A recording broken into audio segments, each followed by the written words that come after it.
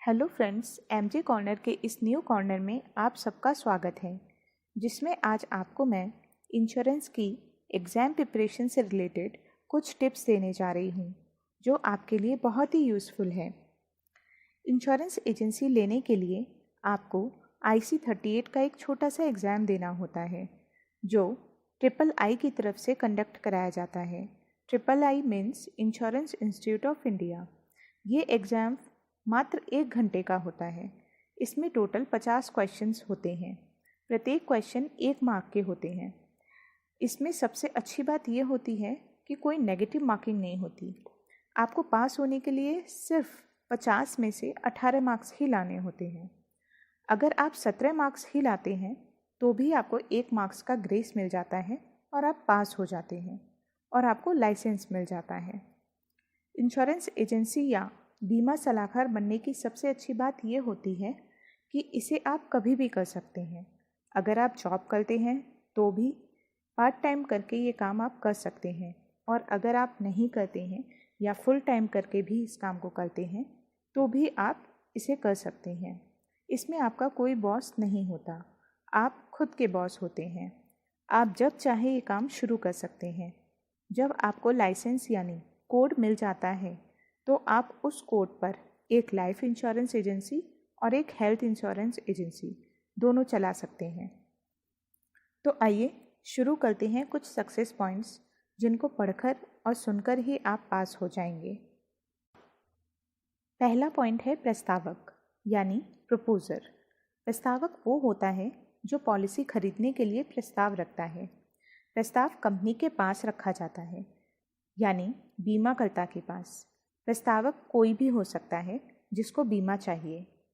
प्रस्तावक हम normal language में अगर कहें तो हम कस्टमर को कह सकते हैं, क्योंकि कस्टमर ही प्रस्ताव रखता है कंपनी के पास, उसे ही पॉलिसी चाहिए होती है। नेक्स्ट पॉइंट है प्रस्ताव पत्र यानी प्रपोजल फॉर्म। यह एक तरह का आवेदन पत्र होता है जिसे भरकर प्रस्तावक पॉलिसी खरीदता है। इसमें सारी इन्फॉर्मेशन प्रस्तावक को भरकर कंपनी को देनी होती है। प्रस्तावक इस फॉर्म के जरिए ही पॉलिसी खरीदता है।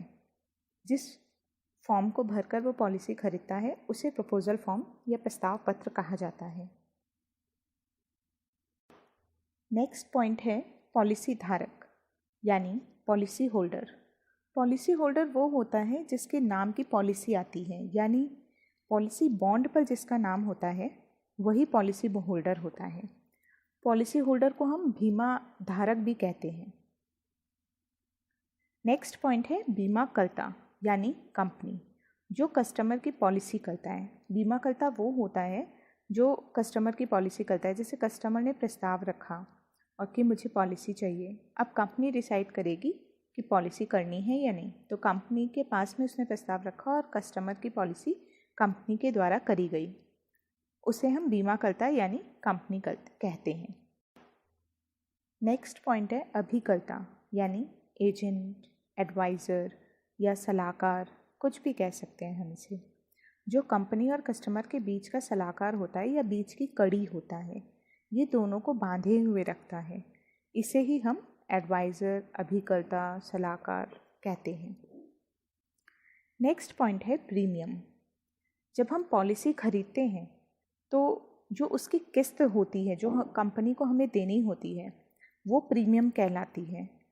बीमा पॉलिसी की किस्त 4 मोड्स में दे सकते हैं हम, जैसे ईयरली में यानी सालाना, हाफ ईयरली यानी छमाही, क्वार्टरली यानी तिमाही और मंथली यानी मासिक। इससे रिलेटेड एक क्वेश्चन ज़रूर आता है एग्ज़ाम में कि इंश्योरेंस में कंसिडरेशन का क्या अर्थ है। कंसिडरेशन मीन्स इसका आंसर ये है कि प्रीमियम। इंश्योरेंस में कंसिडरेशन का अर्थ होता है प्रीमियम, तो आपको प्रीमियम पे टिक करना होता है। नेक्स्ट पॉइंट है हमारा बीमा। बीमा एक तरह का अनुबंध है। अनुबंध मीन्स कॉन्ट्रैक्ट, जो 2 या 2 से अधिक लोगों के बीच में हो सकता है। ये एक लीगल कॉन्ट्रैक्ट होता है जिसमें एक प्रस्ताव रखता है और दूसरा उसे स्वीकार करता है। प्रस्ताव कौन रखता है, यानी प्रस्तावक प्रस्ताव रखता है और कंपनी उसके प्रस्ताव को स्वीकार भी सकती है और नहीं भी स्वीकार सकती है। जब कंपनी प्रस्ताव स्वीकारती है तो वहीं से बीमा की शुरुआत होती है। अब मैं आपको नेक्स्ट पॉइंट के जरिए ये बताना चाहूँगी कि बीमा क्या है। एक्चुअली बीमा आकस्मिक घटनाओं से होने वाली आर्थिक हानि की भरपाई कहलाता है। मतलब इसका है ये कि अगर कोई घटना होती है और उससे जो भी आर्थिक हानि होती है यानी फाइनेंशियल लॉस होता है, तो उसकी जो सुरक्षा करता है, उसकी जो भरपाई करता है, वो बीमा करता है। उसे हम बीमा कहते हैं। बीमा वह साधन है, बीमा हम उस साधन को कहते हैं जिसके द्वारा कुछ शुल्क यानी प्रीमियम यानी कंसिडरेशन देकर हानि के जोखिम यानी और दूसरे पक्ष यानी बीमाकर्ता पर डाला जा सकता है। जो भी जोखिम हो रहा है, जो भी आर्थिक हानि का जोखिम है, उसको हम कंपनी पे डाल देते हैं यानी बीमाकर्ता पे डाल देते हैं। अब बीमाकर्ता ही देखेगी इन केस अगर कोई भी घटना होती है तो उसे हम बीमा कहते हैं। बीमा शब्द जो है वो फारसी से लिया गया है। इसका अर्थ होता है जिम्मेदारी लेना। बीमा एक तरह का कॉन्ट्रैक्ट है जिसमें बीमाकर्ता बीमाकृत द्वारा, बीमाकृत यानी कस्टमर से एक निश्चित रकम के बदले, निश्चित रकम कौन सी हुई यानी प्रीमियम के बदले किसी निश्चित घटना होने पर, कोई भी घटना होने पर एक निश्चित रकम यानी डेथ कवर हुआ और जो भी इसमें सम एश्योर्ड हुआ वो देता है। यानी जो भी कस्टमर है वो तो कंपनी को प्रीमियम दे रही है, उसके बदले, प्रीमियम के बदले कंपनी क्या दे रही है कस्टमर को, एक निश्चित रकम यानी सम एश्योर्ड या डेथ कवर वो देती है, वो बीमा कहलाता है। नेक्स्ट पॉइंट है बीमा धन यानी सम एश्योर्ड। वो राशि जितने का बीमा लिया गया है, यानी बीमित की डेथ के बाद जो राशि नॉमिनी को दी जाती है वो राशि सम एश्योर्ड कहलाती है। जैसे अभी हमने थोड़ी देर पहले डिस्कस किया था बीमा के बारे में, तो उसमें मैंने बताया था कि कस्टमर प्रीमियम देता है, उसके बदले में कंपनी उसे एश्योरेंस देती है कि अगर आपको कुछ हो जाता है तो आपके नॉमिनी को हम जो भी इन बिहाफ ऑफ प्रीमियम वो राशि हम आपको देंगे। तो जो राशि दी जाती है वो सम एश्योर्ड डेथ बेनिफिट हम उसे कह सकते हैं। तो वो सम एश्योर्ड यानी जितने के लिए आपने बीमा लिया गया है वो कहलाता है बीमा धन। नेक्स्ट पॉइंट है मैच्योरिटी यानी परिपक्वता। दो तरह के क्लेम होते हैं, डेथ क्लेम और मैच्योरिटी क्लेम। मैच्योरिटी क्लेम को हम दूसरी लैंग्वेज में सर्वाइवल बेनिफिट या सर्वाइवल क्लेम भी कह सकते हैं। क्या होता है ये मैच्योरिटी क्लेम? जीवित रहने पर जो पॉलिसी के अंत में प्राप्त होगा। जैसे 20 साल की पॉलिसी ले ली, हम एक एग्जाम्पल लेके चलते हैं। 20 साल की पॉलिसी ली है किसी ने, एक्स पर्सन ने 20 साल की पॉलिसी ली है। बीच में अगर उसकी डेथ हो जाती है तो डेथ क्लेम मिल जाता है और वो मिलता है नॉमिनी को और वहीं पॉलिसी बंद हो जाती है। लेकिन अगर पॉलिसी 20 साल की पॉलिसी ली है और जो बीमित है वो सरवाइव कर रहा है, मतलब जिंदा है, जीवित है, तो 20 साल में जो मैच्योरिटी होगी उसकी, यानी 20वें साल जो अमाउंट दिया जाएगा वो कहलाता है मैच्योरिटी क्लेम यानी परिपक्वता। तो दो तरह के क्लेम होते हैं, डेथ क्लेम और मैच्योरिटी क्लेम, दोनों मैंने आपको बता दिए। डेथ क्लेम जो डेथ पे दिया जाता है, और जो डेथ छोड़ के अगर पॉलिसी 20 साल की ली गई है और पॉलिसी के अंत तक पॉलिसी चल रही है तो उस समय जो अमाउंट दिया जाएगा वो कहलाता है मैच्योरिटी क्लेम। नेक्स्ट पॉइंट है संपूरक यानी राइडर। ये किसी भी पॉलिसी के साथ लिया जा सकता है। राइडर क्या होता है कि जैसे हम थोड़ा सा अमाउंट देकर हम ज़्यादा उसका बेनिफिट ले सकते हैं पॉलिसी का। एक एग्जांपल देती हूँ, जैसे हम लोग पिज़्ज़ा लेते हैं, पिज़्ज़ा खाते हैं, तो क्या होता है, हम नॉर्मल पिज़्ज़ा अगर खाते हैं तो हमें वो पड़ता है ऐसे 300-400 का।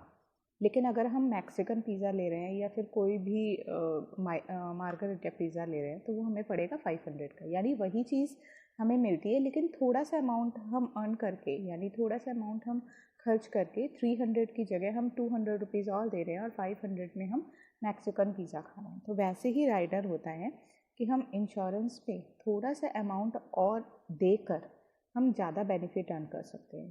5 तरह के होते हैं। जैसे एक एग्जांपल लेती हूँ मैं, एक्सीडेंटल डेथ बेनिफिट राइडर। ये क्या होता है कि अगर पॉलिसी 20 साल की ली गई है और एक्सीडेंटल डेथ बेनिफिट राइडर उस पॉलिसी के साथ अटैच किया गया है, तो उस पॉलिसी का प्रीमियम बहुत ही कम आएगा, 3000, 2000 बस। लेकिन उस डिपेंड करता है कि कितने की पॉलिसी हो। लेकिन उसके बिहाफ पे पूरा डेथ बेनिफिट, अगर आपका 10 लाख का डेथ बेनिफिट है तो 10 का 20 लाख हो जाएगा, डबल हो जाता है। तो थोड़ा सा हम देकर अमाउंट ज़्यादा लाभ उठा सकते हैं हम, वो होता है राइडर। नेक्स्ट पॉइंट है बीमांकन कर्ता। किसी व्यक्ति पर जितना जोखिम है वो जांच करता है बीमांकन कर्ता, यानी अंडरराइटर। अंडरराइटर कौन होते हैं? किस व्यक्ति पर कितना जोखिम है। जैसे कोई भी पॉलिसी लेने के लिए आता है तो कस्टमर ने प्रस्ताव रखा कंपनी पे कि मुझे पॉलिसी चाहिए। कंपनी के हेड ऑफिस में एक बंदा बैठता है, उसको वो अंडरराइटर कहलाता है। वो व्यक्ति के पास में सारी पॉलिसीज़ रहती हैं। अब वो उन्हें अंडरराइट करते हैं, मतलब जांच करते हैं, इंक्वायरी करते हैं उसकी कि किसको पॉलिसी देनी है और किसको नहीं देनी है। वो डिसीजन जो लिया जाता है वो बीमांकन कर्ता द्वारा लिया जाता है, यानी अंडरराइटर लेता है कि मेरे को इस व्यक्ति को पॉलिसी देनी है या नहीं देनी है। तो पॉलिसी को एक्सेप्ट और रिजेक्ट करने का काम अंडरराइटर करता है। ये क्वेश्चन ज़रूर आता है एग्ज़ाम में कि पॉलिसी को अंडरराइट करने का काम, यानी पॉलिसी को एक्सेप्ट और रिजेक्ट करने का काम किसके अंडर में होता है। तो ये काम अंडरराइटर करते हैं और इस प्रोसेस को अंडरराइटिंग कहा जाता है, यानी पॉलिसी की छटाई करना, यानी जांच करना कि किसको पॉलिसी देनी है किसको नहीं देनी है, वो कहलाता है, वो प्रोसेस कहलाता है बीमांकन यानी अंडरराइटिंग। तो दोनों पॉइंट मैंने आपको क्लियर कर दिए। अंडरराइटर कि किस व्यक्ति को पॉलिसी देनी है या नहीं देनी है, वो अंडरराइटर है। और अंडरराइटिंग यानी उस प्रोसेस को अंडरराइटिंग कहते हैं कि पॉलिसी की छटाई करना और जांच करना, वो अंडरराइटिंग प्रोसेस कहलाता है। नेक्स्ट पॉइंट है सर्वेयर, जो दुर्घटना मामलों की जांच करके रिपोर्ट बनाते हैं दावा निपटाने के लिए, उन्हें सर्वेयर कहते हैं। जैसे आपने सुना होगा, हम जैसे बाइक वगैरह का इंश्योरेंस करवाते हैं तो उस केस में क्या होता है कि अगर इन केस बाइक का कोई एक्सीडेंट हो जाता है तो कुछ लोग आते हैं वो चेक करने के लिए कि एक्सीडेंट हुआ है तो क्या डैमेज हुआ है क्या नहीं डैमेज हुआ है। तो जो देखने के लिए आते हैं कि क्या चीज़ सही है क्या चीज़ नहीं है, वो कहलाते हैं सर्वेयर। सर्वेयर हमेशा क्लेम सेटलमेंट के लिए ज़रूर आते हैं। क्लेम सेटलमेंट होने से पहले वो देखने के लिए ज़रूर आते हैं। तो डेथ क्लेम होती है या फिर बाइक वगैरह में होती है तो क्लेम देखने के लिए आते हैं। डेथ क्लेम के केस में कैसे आते हैं कि इन केस, वैसे तो अगर नॉर्मल डेथ हुई है तो कोई इशू नहीं है। इन केस अर्ली डेथ होती है, अर्ली डेथ का मतलब ये है कि जैसे पॉलिसी ली है और विदिन 2 to 3 ईयर्स ही उसकी डेथ हो गई, तो सर्वेयर आएंगे चेक करने के लिए कि जेन्युइन डेथ है या नहीं। इन केस अगर जेन्युइन डेथ होती है, कोई प्रॉब्लम नहीं होती है, तो पॉलिसी का जो भी क्लेम होता है डेथ क्लेम, वो नॉमिनी को दिया जाता है, लेकिन सर्वेयर की रिपोर्ट लगाने के बाद। नेक्स्ट पॉइंट है IRDA, insurance regulatory and development authority. Hindi में इसका मतलब है बीमा विनियामक एवं विकास प्राधिकरण। ये कौन होते हैं? ये एक ट्रस्ट होता है, ट्रस्ट के जैसे काम करते हैं। जैसे आपने सुना होगा जितने भी बैंक्स हैं, बैंक्स के ऊपर कौन वर्क करता है, रेगुलेट करता है, एक रेगुलेटरी है ये IRDA। जैसे बैंक के ऊपर RBI है, रिजर्व बैंक ऑफ इंडिया, वो वर्क करती है। RBI अगर कोई भी नियम निकालती है तो वो जितनी भी बैंक्स हैं उनको फॉलो करना होता है। जो भी रेगुलेट करती है, सारी बैंक्स को रेगुलेट करती है RBI, वैसे ही सारे इंश्योरेंस कंपनीज़ को रेगुलेट करती है insurance regulatory and development authority यानी IRDA।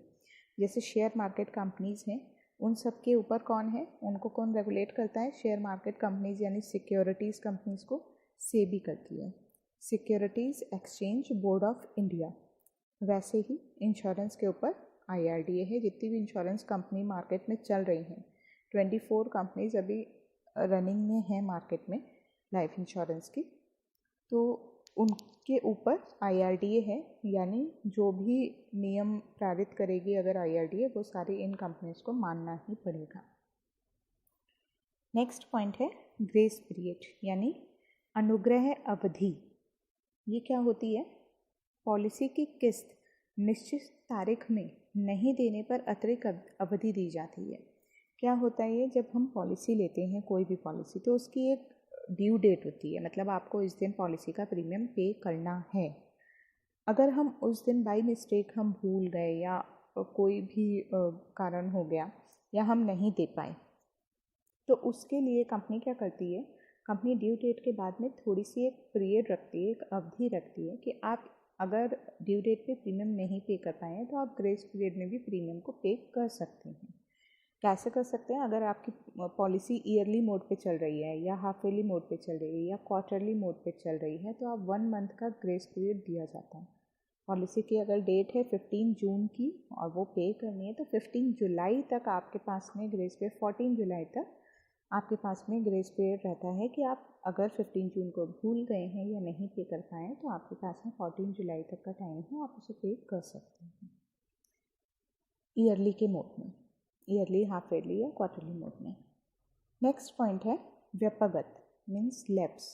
अगर पॉलिसी का प्रीमियम हम दे रहे हैं और नहीं दे पाए हैं, जैसे अभी मैंने बताया कि ग्रेस पीरियड में भी हमें दिया जाता है कि हम पॉलिसी का प्रीमियम दे दें, लेकिन अगर हम ग्रेस पीरियड में भी नहीं दे पाए हैं तो पॉलिसी क्या होगी? पॉलिसी वहीं रुक जाएगी, मतलब कि जितने भी पॉलिसी के बेनिफिट्स हैं वह वहीं क्लोज हो जाएंगे। इन केस अगर आपको कोई मनी बैक आपने पॉलिसी ले रखी है तो वो मनी बैक नहीं आएगा, क्योंकि आपकी पॉलिसी एक तरह से स्टॉप हो रखी है, बिल्कुल नहीं चल रही है, क्योंकि आपने प्रीमियम जो था वो ड्यू डेट पे भी नहीं दिया, जब ग्रेस पीरियड आया वो भी आप भूल गए, नहीं दे पाए, तो उस केस में आपकी पॉलिसी लैप्स में चली गई। जैसे अभी मैंने बताया था 15 जून का था, 14 जुलाई तक का ग्रेस पीरियड आपको दिया है, लेकिन आपने 14 जुलाई को भी अगर पे नहीं कर पाए तो 15 जुलाई से आपकी पॉलिसी लैप्स में चली गई। इन केस अगर 15 जुलाई के बाद डेथ भी हो जाती है कस्टमर की, तो कोई भी क्लेम नहीं दिया जाता है कंपनी की तरफ से। जनरली ऐसा होता है, काफ़ी केसेस में ऐसा होता है, और क्वेश्चन भी आता है कि लैप्स पॉलिसीज़ के केस में पॉलिसी अगर लैप्स हो गई है और दावा निकला है, मीन्स डेथ क्लेम हुआ है, तो क्या कंपनी उसको बेनिफिट देगी या नहीं देगी? तो क्वेश्चन आता है ये। जनरली ये होता भी है क्योंकि ग्रेस पीरियड निकल गया, उसके बाद में आपसे पूछा जा रहा है और प्रीमियम नहीं दे पाए हैं, तो फिर उस केस में लैप्स में चली गई पॉलिसी और कोई भी दावा, कोई भी क्लेम आपको नहीं दिया जाएगा। तो इसीलिए बोला जाता है कि हमेशा अपनी पॉलिसी को जो है वो चालू रखिए, चलते रहनी चाहिए आपकी पॉलिसी, लैप्स में मत डालिए। यानी आपका जब ड्यू डेट है तब आप प्रीमियम प्रॉपरली पे करिए, अगर ड्यू डेट पे नहीं कर पाए हैं तो ग्रेस पीरियड तक आने तक आप ज़रूर पे करिए, पॉलिसी को लैप्स मत होने दीजिए। लैप्स के केस में आपको कोई भी बेनिफिट नहीं दिया जाएगा। इन केस अगर डेथ भी हो जाती है तो कोई क्लेम नहीं होगा। आपने मान लेते हैं 10 ईयर्स की 20 ईयर्स की पॉलिसी थी और 10 ईयर्स तक प्रीमियम पे किया, पर 11 ईयर्स में नहीं कर पाए और 11 ईयर्स जो पॉलिसी को थे तो डेथ हो गई, तो आपकी जो 10 ईयर्स के प्रीमियम है ना वो सारे चले जाएंगे, क्योंकि आपकी पॉलिसी चालू नहीं है, लैप्स में पड़ी हुई है। तो ये बहुत बड़ा पॉइंट होता है, अपनी पॉलिसी को आप लैप्स में न डालें। नेक्स्ट पॉइंट है रिवाइवल यानी पुनर्जीवन। अब आपकी पॉलिसी लैप्स में चली गई, लैप्स पॉलिसी को फिर से चालू करना वो कहलाता है रिवाइवल। अब आपकी पॉलिसी लैप्स में चली गई और आपको 6 महीने साल भर बाद में फिर याद आई, 11th ईयर पे आपकी पॉलिसी लैप्स में चली गई थी और मान लेते हैं डेथ नहीं हुई है, लेकिन अगर आपको याद आई कि हाँ 12th ईयर चल रहा है मेरा और मैंने लास्ट ईयर प्रीमियम नहीं पे किया था, इन केस अगर मेरे साथ कुछ हो जाएगा तो फिर दिक्कत हो जाएगी, तो उस केस में क्या होता है, कंपनी दोबारा आपकी पॉलिसी को चला देती है। तो जब चलाती है तो उसे रिवाइवल कहते हैं। लेकिन कैसे चलाती है? कुछ शर्तें लगा देती है कंपनी। जैसे पहला तो जो भी आपका लैप्स में पड़ी हुई थी, जो भी आपका प्रीमियम बकाया है 1 साल का 2 साल का, वो आपको देना ही देना है, प्लस उस पर ब्याज भी लेगी कंपनी, क्योंकि इतने दिन आपने नहीं दिया था तो उसका ब्याज लेगी। साथ में आपका तुरंत मेडिकल चेकअप के लिए भी आपको डालेगी, क्योंकि अगर आप दोबारा पॉलिसी चलाने के लिए आए हो तो नेचुरल सी बात है कि इन केस कोई ना कोई फैक्ट है, कोई ना कोई प्रॉब्लम है कस्टमर को, तभी वो दोबारा पॉलिसी चलाने के लिए आया है। तो उस केस में मेडिकल चेकअप भी लेगी। मेडिकल चेकअप अगर जेन्युइन निकलता है, नॉर्मल निकलता है, कोई प्रॉब्लम नहीं है, तो आपकी पॉलिसी रिवाइव हो जाएगी। इन केस अगर मेडिकल चेकअप में कोई प्रॉब्लम आती है तो फिर प्रीमियम थोड़ा ज़्यादा आपको पे करना पड़ता है, यानी जितनी भी बकाया राशि है वो, साथ में ब्याज और साथ में मेडिकल चेकअप। तो ये करने के बाद ही आपकी पॉलिसी को दोबारा चालू किया जाता है, यानी आपकी पॉलिसी का दोबारा पुनर्जन्म हुआ है, रिवाइव हुई है आपकी पॉलिसी। ठीक है, ये 2 साल का टाइम होता है। हाँ, रिवाइवल पीरियड होता है सिर्फ 2 ईयर्स का। आपकी पॉलिसी लैप्स में चली गई है, उसके 2 साल के अंदर अगर आपको याद आ गई तो आप अपनी पॉलिसी को चला लीजिए। और 2 साल भी बीत गए तो आपकी पॉलिसी का कुछ नहीं होगा, ना उधो का लेना ना माधो का देना। ना कंपनी आपको भूल जाएगी और आप कंपनी को भूल जाइए। जितने भी आपने प्रीमियम दे दिए हैं वो सब चले जाएंगे। तो कोशिश यही करिए कि इन केस अगर पॉलिसी लैप्स में भी चली गई है तो आप रिवाइवल पीरियड में अपनी पॉलिसी को ज़रूर चला लीजिए। क्वेश्चन ये आता है कि रिवाइवल पीरियड कितने साल का होता है, तो 2 ईयर्स का रिवाइवल पीरियड होता है। नेक्स्ट पॉइंट है नामिती यानी नॉमिनी। नॉमिनी नेम तो आपने जनरली सुना होगा। आप बैंक खाता खुलवाते हैं तो वहाँ पे नॉमिनी डिटेल दी जाती है, जनरली मांगी जाती है कि आप अपनी नॉमिनी डिटेल दीजिए। तो नॉमिनी का मतलब क्या होता है? नॉमिनी का मीन्स ये होता है कि इन केस आपको कुछ हो गया तो आपके बिहाफ पे कौन उसका उत्तराधिकारी है, कौन उस पैसे का उत्तराधिकारी है, वो नॉमिनी कहलाता है। यानी जिसने पॉलिसी ली है, बीमित ने अगर पॉलिसी ली है तो बीमित की डेथ पर जो डेथ क्लेम अमाउंट दिया जाएगा, जिस पर्सन को दिया जाएगा यानी जिस उसके उत्तराधिकारी को दिया जाएगा, वो नॉमिनी कहलाता है। नेक्स्ट पॉइंट है पृष्ठांकन यानी एंडोर्समेंट। जैसे हम पॉलिसी लेते हैं तो जनरली क्या होता है कि हमें मान लेते हैं कि कभी हमें एड्रेस चेंज करवाना है, हमारा एड्रेस चेंज हो गया, हम इस लोकेशन से दूसरी लोकेशन में चले गए। तो उस केस में क्या होता है कि हम एक पेज होता है पॉलिसी बॉन्ड के अंदर होता है एंडोर्समेंट यानी पृष्ठांकन, उस फॉर्म को हमको निकालना है और वो सबमिट करना है एड्रेस चेंज करवाने के लिए, नेम चेंज करवाने के लिए या मोड चेंज करवाने के लिए। पॉलिसी का मोड चेंज करवाने के लिए भी वो फॉर्म काम आता है। मोड मीन्स जैसे ईयरली मोड में है, हाफ ईयरली में है, क्वार्टरली में है, मंथली में है, तो इन्हें मोड्स कहा जाता है। अगर मंथली मोड में आपकी पॉलिसी चल रही है और मंथली से आपको क्वार्टरली या ईयरली करवानी है या हाफ ईयरली करवानी है, तो आपको ये एंडोर्समेंट यानी पृष्ठांकन अटैच करके देना होगा कंपनी को, सबमिट करना होगा कंपनी के पास में। और अगर आपको पता चेंज करवाना है यानी एड्रेस चेंज करवाना है तो सेम यही फॉर्म देना होगा, साथ में उसके साथ एड्रेस प्रूफ लगाना होगा, वो आप सबमिट करेंगे। या और भी कोई भी चीज़ अगर आपको चेंज करवानी है तो एंडोर्समेंट जो होता है वो फॉर्म काम आता है। वो आप सबमिट करने के बाद में आप जिस चीज़ के लिए आपने वो फॉर्म सबमिट किया है वो आपका चेंज हो जाता है। यानी किसी भी चेंजेस के लिए अगर हम यूज़ करेंगे तो हम पृष्ठांकन को यूज़ करते हैं, एंडोर्समेंट को। नेक्स्ट पॉइंट है ग्रहणाधिकार यानी लीन। लीन क्या होता है कि ये एक धारा है जो ज़्यादा रिस्क वाले व्यक्तियों पर लगाई जाती है। ज़्यादा रिस्क वाले मीन्स जैसे पायलट, ड्राइवर, इलेक्ट्रिशियन, इस तरह के जो लोग होते हैं ना, इन पे ज़्यादा रिस्क होता है। क्योंकि देखो पायलट है, ड्राइवर है, इनका काम ऐसा है, इनका जॉब ऐसी है कि इन पे रिस्क रहेगा ही रहेगा। डेथ का रिस्क इन पे बहुत ज़्यादा होता है। तो इस बिहाफ पे कंपनी क्या करती है कि इनकेस अगर कोई, ऐसा नहीं है कि कंपनी इनको पॉलिसी देती नहीं है, पॉलिसी देंगी लेकिन लीन लगा के देंगी। लीन का मतलब होता है ग्रहणाधिकार, कि हम आपकी पॉलिसी को लेंगे तो ज़रूर लेकिन कुछ शर्तों के साथ लेंगे। कैसे? इन्हें या तो 5 साल तक का प्रीमियम जो है वो और लिया जाता है, 5 साल एक्स्ट्रा प्रीमियम देना होता है, या फिर क्या होगा, क्या इनका जो डेथ बेनिफिट है वो कम कर दिया जाता है कि जो नॉर्मल पर्सन को दिया जा रहा है उसके बिहाफ पे अगर हम देखेंगे, उसके कंपैरिजन में अगर हम देखेंगे तो जो लीन पर्सन होते हैं उनको डेथ बेनिफिट या जो भी इनका बेनिफिट है वो कम दिया जाता है। ये कहलाता है ग्रहणाधिकार। मीन्स अगर पॉलिसी ले भी रहे हैं तो ग्रहणाधिकार के अंतर में ले रहे हैं, यानी पॉलिसी का बेनिफिट आपका कम हो जा रहा है। यानी 5 साल का मेन बेनिफिट कम होता है, या तो आपको प्रीमियम ज़्यादा देना होता है या 5 साल का बेनिफिट आपको कम मिलेगा। तो क्वेश्चन इसमें ये आता है कि गहनाधिकार नियम कितने साल का लगाया जा सकता है, तो 5 साल होता है, 5 साल का लगाया जाता है। नेक्स्ट पॉइंट है प्रिंसिपल ऑफ इंश्योरेंस। ये बहुत ही इंपॉर्टेंट पॉइंट है और इसे आप ध्यान से सुनिएगा। प्रिंसिपल ऑफ इंश्योरेंस क्या होता है कि हर चीज़ का एक सिद्धांत होता है, वैसे ही इंश्योरेंस का भी एक सिद्धांत होता है। टोटल इसमें 7 पॉइंट्स हैं, 7 इसके प्रिंसिपल्स होते हैं, लेकिन हम यहाँ अभी 3 जो मोस्ट इम्पॉर्टेंट प्रिंसिपल्स हैं वही डिस्कस करेंगे, क्योंकि वही क्वेश्चंस, उन्हीं पे क्वेश्चंस आते हैं और वही पूछे जाते हैं। जो पेपर आप देने के लिए जा रहे हैं IC38 का, उसमें यही 3 पे ही आएंगे। कौन कौन से पे? सबसे पहला है इंश्योरेबल इंटरेस्ट, यानी बीमा योग्य हित। क्या होता है बीमा योग्य हित?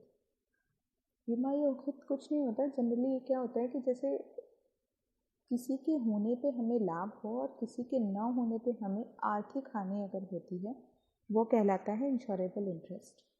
किसी के होने पे मीन्स फैमिली में मेंबर्स होते हैं, जैसे सबसे बड़े होते हैं ना, मदर, फिर फादर, फिर उनका बेटा होता है, बेटा बहू, फिर उनके बच्चे होते हैं, लड़का लड़की। तो इस तरह से एक फैमिली बनती है। तो जो बेटा होता है हम उसको एक मान लेते हैं ए पर्सन है, उसके फादर और मदर FM, एंड उसके वाइफ है W, ए के बच्चे हैं C1 C2। तो एक एग्जाम्पल ले रहे हैं, ए की ब्रदर भी है और सिस्टर भी है, तो ब्रदर का हम B ले लेते हैं और सिस्टर का हम S ले लेते हैं। तो ये एक फैमिली बन गई, यानी ए के mother father, sister brother, wife और 2 चिल्ड्रन। तो ये एक फैमिली बन गई। ए के साथ में अगर ए को और इसकी वाइफ को हम देखते हैं, अगर वाइफ की लाइफ में ए नहीं होगा तो वाइफ को लॉस होगा, फाइनेंशियल लॉस होगा, यानी कहीं ना कहीं फाइनेंशियल लॉस होगा, जिसकी वजह से वाइफ को बियर करना पड़ेगा अगर ए नहीं होगा, क्योंकि अभी सारी जिम्मेदारी ए पे है, ए ही अर्निंग मेंबर है। तो यानी ए वाइफ की पॉलिसी ले सकता है। इंश्योरेबल इंटरेस्ट जब भी होगा तब पॉलिसी ली जाती है। अगर इंश्योरेबल इंटरेस्ट नहीं है, उन दोनों के बीच में इंश्योरेबल इंटरेस्ट नहीं है, तो पॉलिसी नहीं मिलेगी किसी भी कीमत पे। तो स्टार्टिंग में देखी जाएगी पॉलिसी कि आपको अगर पॉलिसी आप लेने के लिए कंपनी के पास में गए हो, तो कंपनी ये देखेगी स्टार्टिंग में ही कि आपकी पॉलिसी में इंश्योरेबल इंटरेस्ट है या नहीं। यानी अगर ए अपनी वाइफ के लिए पॉलिसी ले रहा है या वाइफ ए के लिए ले रही है, तो पॉलिसी मिलेगी, क्योंकि ये दोनों एक दूसरे से अटैच्ड हैं और इंश्योरेबल इंटरेस्ट है इन दोनों में। ए अगर नहीं रहता है तो वाइफ को भी लॉस होगा, और वाइफ नहीं रहती है तो ए को भी लॉस होगा, क्योंकि उसने पूरे घर की जिम्मेदारी अपने ऊपर उठा रखी है, बच्चों को देखना, घर को देखना, माँ बाप को देखना, सब कुछ। तो कहीं ना कहीं फाइनेंशियल लॉस होगा, या तो उसे सेकेंड मैरिज करनी पड़ेगी या उसे कोई ना कोई मेड रखनी पड़ेगी, तो फाइनेंशियल लॉस कहीं ना कहीं होगा। ठीक है, तो यानी ए की लाइफ में वाइफ और वाइफ की लाइफ में ए दोनों ही इम्पॉर्टेंट है, यानी दोनों एक दूसरे के लिए पॉलिसी ले सकते हैं। लेकिन ए अगर पॉलिसी ले रहा है अपनी वाइफ के लिए कितने भी अमाउंट की, तो वाइफ की जो पॉलिसी, वाइफ अगर अपने ए के लिए ले रही है, हमेशा जो ए की पॉलिसी होगी उसका डेथ क्लेम ज़्यादा होगा। कभी भी वो अपनी वाइफ के लिए ज़्यादा की पॉलिसी नहीं ले सकता। अगर उसकी पॉलिसी ए की हो रखी है 10 लाख की और वो अपनी वाइफ की चाहता है नहीं मैं तो इसकी 20 लाख की पॉलिसी लेना चाहता हूँ, तो कभी भी कंपनी नहीं देगी, क्योंकि अपने से ज़्यादा की वो पॉलिसी नहीं ले सकता है, वो पॉलिसी होल्डर है उस केस में। अब नेक्स्ट पॉइंट करते हैं। पॉलिसी होल्डर भी वही होता है जो प्रीमियम पे करता है, मैंने आपसे पहले भी डिस्कस किया है। अब नेक्स्ट पॉइंट हम क्रिएट करते हैं, इससे ए अपनी फादर और मदर के लिए पॉलिसी लेना चाह रहा है, तो क्या वो ले सकता है? हाँ, ले सकता है, क्योंकि फादर मदर अगर नहीं होंगे तो उससे कहीं ना कहीं फाइनेंशियल लॉस होगा। और फादर मदर की लाइफ में भी ए के लिए वैसे ही है कि वो अपने बच्चे के लिए पॉलिसी ले सकते हैं, क्योंकि अगर बच्चा नहीं होगा तो उन्हें भी फाइनेंशियल लॉस होगा। जैसे कि अब ए अपने बच्चों के लिए सोचता है कि ये बड़े होंगे तो मेरा बुढ़ापे का सहारा बनेंगे, वैसे ही ए के फादर मदर सोचते हैं कि ये मेरे बुढ़ापे का सहारा है, अगर ये नहीं होगा तो मुझे कहीं ना कहीं फाइनेंशियल लॉस होगा। तो फादर मदर ए के लिए पॉलिसी ले सकते हैं। ए क्या फादर मदर के लिए पॉलिसी ले सकता है? ले सकता है, बिल्कुल ले सकता है। अब बात करते हैं सिस्टर और ब्रदर की। क्या ए की लाइफ में ब्रदर और सिस्टर ज़्यादा इम्पॉर्टेंट हैं? अगर ए का ब्रदर यानी बी नहीं रहेगा तो क्या ए को लॉस होगा? कोई लॉस नहीं होगा, कोई फाइनेंशियल लॉस नहीं होगा। अगर ए की लाइफ में उसकी सिस्टर नहीं रहती है तो क्या उसे लॉस होगा? नहीं होगा। यानी ए की लाइफ में ब्रदर सिस्टर इम्पॉर्टेंट नहीं है, यानी इंश्योरेबल इंटरेस्ट नहीं है। तो उस केस में क्या होगा? कभी भी वो पॉलिसी नहीं ले सकता। भाई बहन के लिए, बहन भाई के लिए, भाई भाई के लिए और भाई बहन बहन के लिए पॉलिसी कभी नहीं ले सकती, क्योंकि इंश्योरेबल इंटरेस्ट नहीं है। ये क्वेश्चन आता है, हमेशा आता है। और एक क्वेश्चन इसमें आता है कि जैसे ए का कोई फ्रेंड है एक्स, वो बचपन से साथ में पढ़े, साथ में खेले कूदे, सब कुछ किया, शादी भी साथ में हुई। अब इन केस एक्स के लिए ए पॉलिसी लेना चाह रहा है, वो कंपनी के पास में गया और उसने एक्स के लिए पॉलिसी के लिए अप्लाई किया, तो क्या कंपनी एक्स के लिए पॉलिसी दे देगी? मतलब उसका प्रीमियम ए पे करेगा और एक्स के डेथ पे पैसा मिलेगा ए को।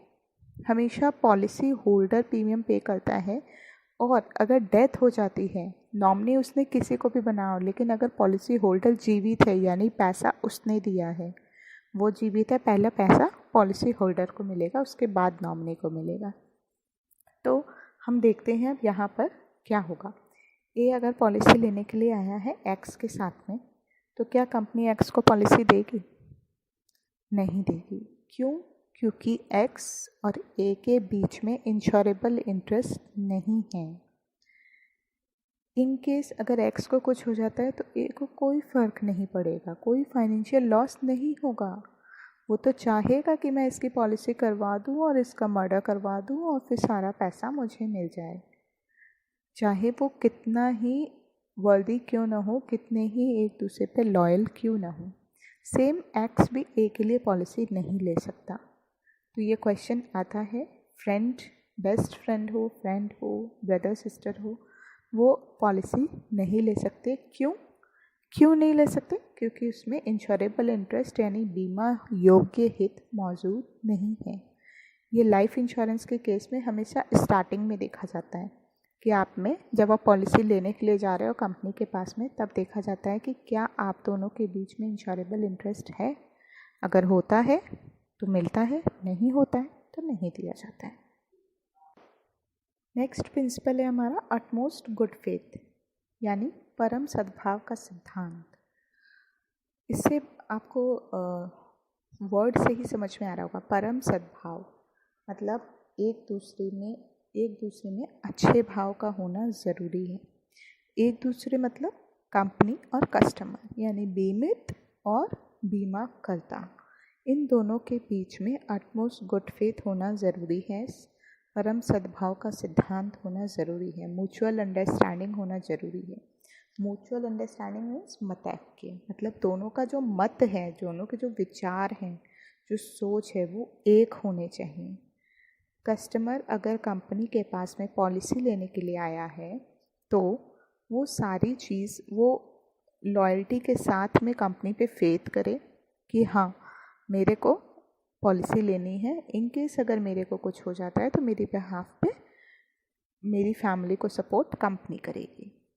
सेम वैसे ही कस्टमर जब आया है कंपनी के पास में तब भी होना ज़रूरी है, और जब कस्टमर ने कंपनी को दी है पॉलिसी तो कंपनी भी यही मतैक्य रखेगी, यही म्यूचुअल अंडरस्टैंडिंग रखेगी कि ठीक है, इन केस अगर तुम्हें कुछ हो जाता है तो तुम्हारी बिहाफ पे तुम्हारी फैमिली को सपोर्ट मैं करूँगी। बशर्ते दोनों के भाव एक होने चाहिए, यानी कस्टमर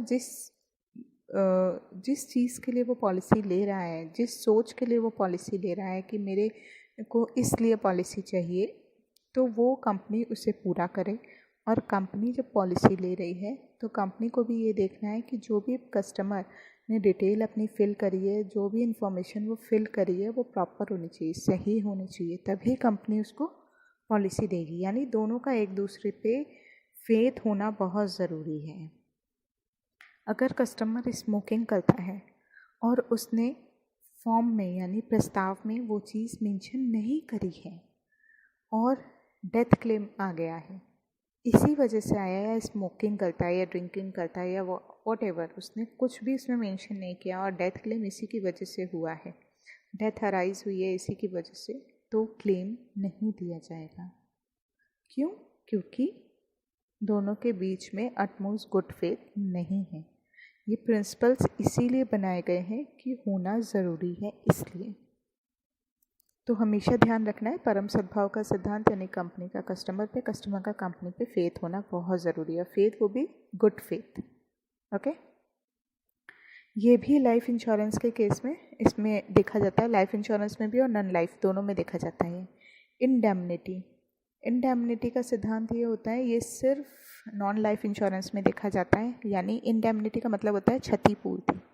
तो जिस चीज़ की क्षति होती है उसी की पूर्ति होगी ना। लाइफ की तो क्षति होती ही नहीं है, सुना होगा आपने भी। लाइफ का क्या होता है? लाइफ की तो सीधे डेथ ही होती है, कोई हानि नहीं होती ना। इसलिए हानि किस चीज़ की हो सकती है? बॉडी की हो सकती है। तो वो फिर बॉडी किस चीज़ में आ जाता है? हेल्थ में चला जाता है। हेल्थ हमेशा नॉन लाइफ में आता है, लाइफ में कभी नहीं आता, लाइफ इंश्योरेंस में नहीं आता। अभी मैं नेक्स्ट पॉइंट में डिस्कस करूँगी कि कितने टाइप के होते हैं इंश्योरेंस, तो मैं आप वहाँ डिस्कस कर दूँगी, आपको बता दूँगी। तो हेल्थ इंश्योरेंस के केस में या जनरल इंश्योरेंस यानी बाइक वगैरह के केस में ये इंडेमनिटी का सिद्धांत लागू होता है। कब कब लागू देखा जाता है? ये स्टार्टिंग में देखा जाता है जब हम पॉलिसी लेने के लिए जा रहे हैं बाइक के लिए या फिर हेल्थ इंश्योरेंस, और क्लेमिंग के टाइम पे कि आप जो कह रहे हो वो सही है या नहीं, क्षति हुई भी है या नहीं। तो ये पॉइंट होना ज़रूरी होता है इंडेमनिटी के केस में। नेक्स्ट जो पॉइंट्स बचे हुए हैं वो मैं आपको नेक्स्ट वीडियो में डिस्कस करूँगी, और आप कंटिन्यू रहिएगा मेरे साथ में। तो नेक्स्ट वीडियो में हम बाकी के जो रेस्ट पॉइंट बचे हुए हैं वो डिस्कस करेंगे। Thanks for watching my video. Please मेरे चैनल को लाइक सब्सक्राइब करना ना भूलें और मेरी वीडियो को शेयर भी करें। Thank you.